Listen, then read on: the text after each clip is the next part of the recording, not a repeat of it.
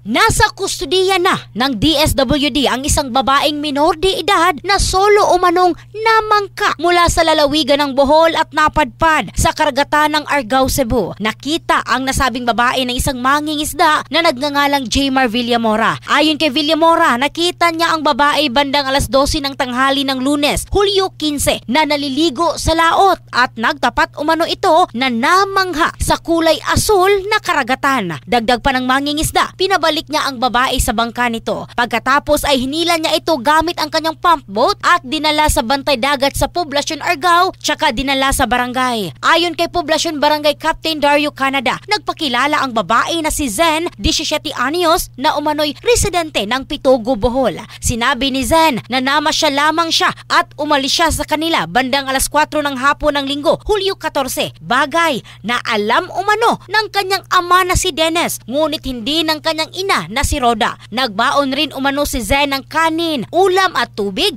upang hindi malipasan ng gutom at sinabing hindi ito takot madatna ng gabi sa laot dahil sanay na umano ito. In the heart of changing lives, ito si Michelle Craste ng Brigada News Philippines, the Music News Authority.